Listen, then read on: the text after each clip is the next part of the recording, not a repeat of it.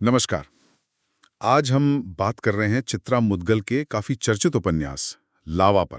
जी। हमारे पास कई साहित्यिक समीक्षाएं हैं और पाठकों के विश्लेषण भी हैं। तो आज हम कोशिश करेंगे कि इनमें से जो मुख्य बातें हैं उनको समझें। बिल्कुल। ये उपन्यास देखिए सिर्फ एक कहानी नहीं है।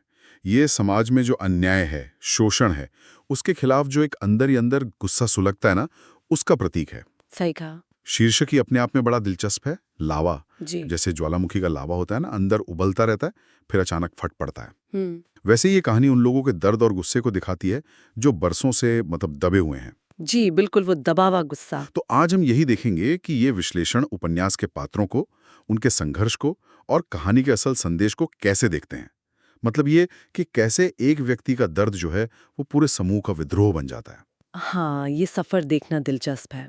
जी। मुख्य पात्र में चंपा, करीब 25 साल की एक दलित महिला है, खेतों में मजदूरी करती है। पति है रामदीन, वो रिक्शा चलाता है, और एक बेटा भी है मुन्ना, स्कूल जाता है और उसका सपना है कि वो मास्टर बनेगा। हाँ, बच्चे का सपना एक उम्मीद की तरह है कहानी में। बिल्कुल। लेकिन जो माहौल है गांव का वो सामंती है। जमींदार है ठाकुर बलवंत सिंह, उसका पूरा दबदबा है। दलितों को रोज अपमान सहना पड़ता है। और ठाकुर का बेटा है विक्रम, उसकी बुरी नजरें चंपा पर पड़ती हैं, जिसे वो चुपचाप सहती है शुरुआत में। जी, वो रोजमर्रा का उत्पीड़न। कहानी की शुरुआत में एक घटना होती है। किराया न दे पाने पर रामदीन की पिटाई हो जाती है। हाँ। और ये घटना जैसे चंपा के अंदर गुस्से की पहली, कह सकते हैं, चिंगारी सुलगाती है। पर सवाल यह है कि ये गुस्सा सिर्फ इस घटना का नतीजा है या कुछ और गहरा। ये बहुत अच्छा सवाल है, क्योंकि कई विश्लेषण इसी तरफ इशारा करते हैं कि चित्रा मुद्गल सिर्फ बाहरी घटनाओं को नहीं दिखा रही। अच्छा। वो चंपा के अंदर जो चल रहा है ना, उस द्वंद को पकड़ती हैं।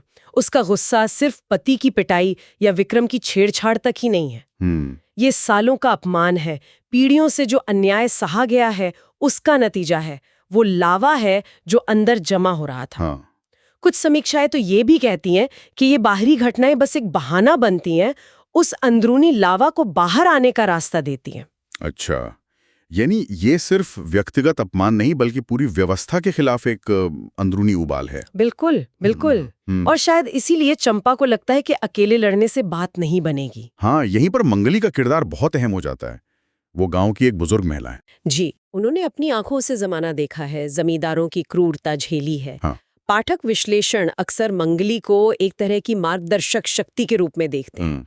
अनुभव है उनके पास, दिशा दिखाती हैं वो। जब वो चंपा से कहती हैं, बेटी ये लावा तुझ में है, इसे बाहर निकाल वरना ये तुझे जला देगा, तो वो सिर्फ उसे भड़का नहीं रही हैं, बल्कि उसे संगठित होने की, प्रतिरोध करने की राह दिखा रही हैं। और इसी राह पर फिर चंपा कुछ और औरतों को जोड़ती है, जैसे विधवा राधा है, कमला है जो पति की मार से तंग है। जी। वो मिलकर कोशिश भी करती हैं, पंचायत में बात रखती हैं, लेकिन ठाकुर उन्हें चुप करा देता है। कहता है ये औरतें क्या समझेंगी, अपने घर संभालो। ये उनकी पहली बड़ी हार होती है ना। हाँ, और ये दिखाता है कि व्यवस्था की जड़ें कितनी गहरी हैं, खासकर महिलाओं और दलितों की आवाज दबाने के लिए। सही। लेकिन कई समीक्षक मानते हैं कि ये पहली असफलता ही उनके इरादे को और मजबूत करती है। और ये बात दिलचस्प है कि प्रतिरोध की कमांड महिलाओं के हाथ में आती है। हाँ, ये बात तो है। जो समाज में अक्सर दोहरे शोषण का शिकार होती हैं, जाति का भी और लिंग का भी।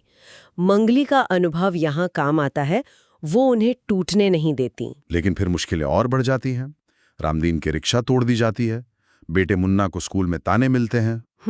और फिर वो घटना होती है जहां विक्रम चंपा पर हमला करने की कोशिश करता है, और इस बार चंपा पलटवार करती है, उसे भगा देती है। ये तो एक बहुत बड़ा मोड़ है कहानी में। हाँ बिल्कुल।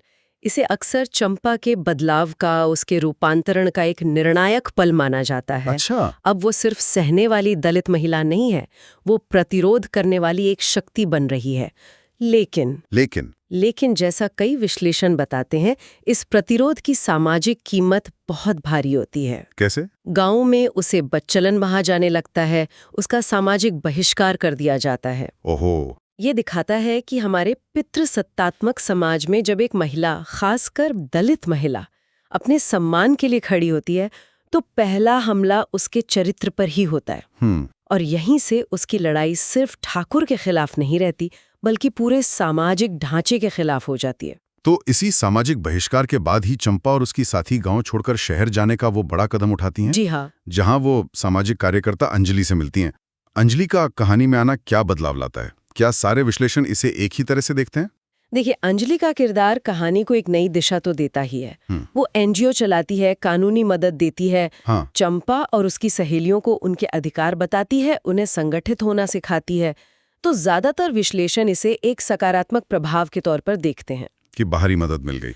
हाँ, कि कैसे शहरी नेटवर्क या कानूनी जानकारी या संगठित प्रयास गांव के स्तर पर जो संघर्ष चल रहे हैं उनको ताकत दे सकते हैं। सही। ये लड़ाई को एक व्यक्तिगत दुश्मनी से उठाकर एक सामाजिक कानूनी मुद्दा बना देता है। हालांकि कुछ पाठक विश्लेषणों में ये सवाल भी मिलता है कि क्या बाहरी मदद पर ये निर्भरता क्या लंबे समय में समुदाय को आत्मनिर्भर बनने से रोक सकती है? ये भी एक पक्ष है सोचने का। अच्छा, ये भी एक दृष्टिकोण है। जी, लेकिन उपन्यास के संदर्भ में देखें तो अंजलि का आना चंपा के संघर्ष को एक व्यापकता देता है और जरूरी संसाधन भी लेता है। और फिर इसी नए आत्मविश्वास और जानकारी के साथ वो गांव लौटती हैं। हाँ। और इस बार वो चुप नहीं बैठती, वो ऐलान करती हैं कि जमींदारों के खेतों में काम बंद। बिल्कुल, ये सीधे सीधे ठाकुर की सत्ता को चुनौती है। हाँ, ये तो एक तरह का असहयोग आंदोलन हो गया। हाँ, कह सकते हैं। गांधीवादी तरीकों की याद दिलाता है, पर यहाँ संदर्भ बिल्कुल अलग है। ये दलित मजदूरों का अपने श्रम के सम्मान और सही मजदूरी के लिए किया गया विद्रोह है। और ठाकुर की प्रतिक्रिया जाहिर है गुस्सा होगा, डर दिखाना। लेकिन चंपा का जवाब, वो कहती हैं, हमारा लावा अब फटेगा ठाकुर, तुम रोक सको तो रोक लो। वाह। ये दिखाता है कि अब पासा पलट चुका है। दमन ने विद्रोह को जरूरी बना दिया है। और फिर आता है वो क्लाइमैक्स, जब चंपा, मंगली और गांव की दूसरी औरतें ठाकुर की हवेली के सामने धरना देती हैं।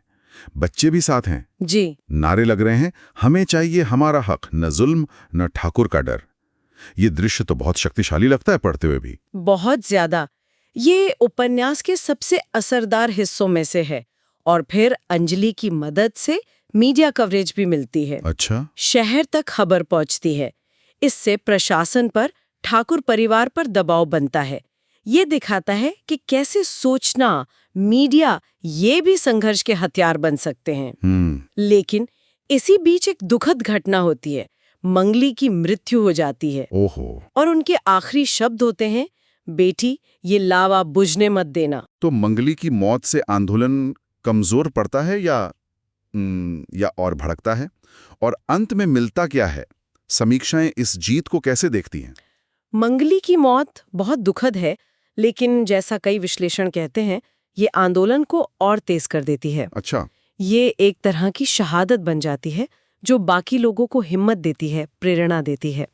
अंत में दबाव में आकर प्रशासन दखल देता है। ठाकुर को कुछ जमीन भूमिहीनों को देनी पड़ती है। चंपा को कानूनी सुरक्षा मिलती है। लेकिन इससे कोई पूरी या निर्णायक जीत नहीं कह सकते। मतलब ठाकुर का दबदबा खत्म नहीं होता? शायद पूरी तरह नहीं, व्यवस्था पूरी तरह नहीं बदलती। इसीलिए ज्यादातर समीक्षक इसे एक यथार्थवादी अंत मानते हैं। ये दिखाता है कि सामाजिक बदलाव एक लंबी और धीमी प्रक्रिया है। इसमें हर छोटी जीत मायने रखती है। और मंगली की मौत को पुरानी पीढ़ी द्वारा नई पीढ़ी को संघर्ष की मशाल सौंपने के प्रतीक के तौर पर भी देखा जाता है कि लड़ाई अभी जारी रहेगी। उपन्यास का अंत भी कुछ ऐसा ही है। चंपा मिली हुई जमीन पर खड़ी है, बेटे मुन्ना के साथ स्कूल खोलने का सपना देख रही है। जी। रामदीन अब साथ हैं, कमला ने मंगली की जगह ले ली है। एक नई सुबह है, लेकिन चंपा सोचती है ये जंग खत्म नहीं हुई, बस रुकी है। तो उपन्यास का जो अंतिम संदेश है, जैसा पाठक और समीक्षक समझते हैं, वो क्या है? देखिए, मुख्य संदेश यही है कि दलितों का और खासकर दलित महिलाओं का संघर्ष वो वास्तविक है और शोषण के खिलाफ आवाज उठाना, संगठित होना, ये अनिवार्य है। चित्रा मुद्गल ये दिखाती हैं कि चुप्पी साधने से अंदर का लावा और बढ़ता है, वो एक न एक दिन फटता ही है। सही। ये उपन्यास एकजुटता की ताकत दिखाता है और अन्याय के खिलाफ लगातार संघर्ष करने की जरूरत को सामने रखता है। कोई आसान रास्ता नहीं दिखाता ये उपन्यास। हाँ, ये बात तो है। बल्कि कठिन लड़ाई की सच्चाई बयान करता है। तो अगर हम इन सभी विश्लेषणों और समीक्षाओं को एक साथ देखें, तो लावा सिर्फ एक गांव की कहानी नहीं है ना?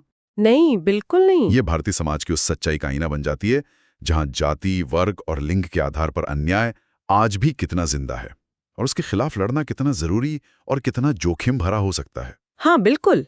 ये चंपा जैसी उन अनगिनत आवाजों की कहानी है जो शायद हम तक कभी पहुंच भी नहीं पाती। सही कहा। हाँ, और ये उपन्यास हमें ये सोचने पर भी मजबूर करता है कि ये जो प्रतिरोध है शोषण के खिलाफ, ये पनपता कैसे है। कैसे एक व्यक्तिगत अपमान से शुरू होके ये एक सामूहिक आंदोलन बन जाता है। चंपा का जो सफर है वो दिखाता है कि अंदर का लावा जब सही दिशा पाता है, संगठन पाता है, बाहरी समर्थन पाता है, तो वो बदलाव ला सकता है। भले ही वो बदलाव पूरा ना हो। हाँ, भले वो अधूरा हो या धीरे धीरे आए। और ये उपन्यास इस बहस को भी हवा देता है कि क्या गहरा सामाजिक परिवर्तन बिना टकराव के, बिना संघर्ष के संभव है। ये एक बड़ा सवाल है। और एक आखिरी विचार जो हम अपने श्रोताओं के लिए छोड़ना चाहेंगे जी, क्या हमारे अपने आसपास आज के समाज में भी ऐसे कई लावा अंदर ही अंदर सुलग रहे हैं, चाहे वो किसी भी तरह के अन्याय के खिलाफ हों, भेदभाव या असमानता के खिलाफ, जो बस फूटने के लिए सही वक्त या शायद सही चिंगारी का इंतजार कर रहे हैं।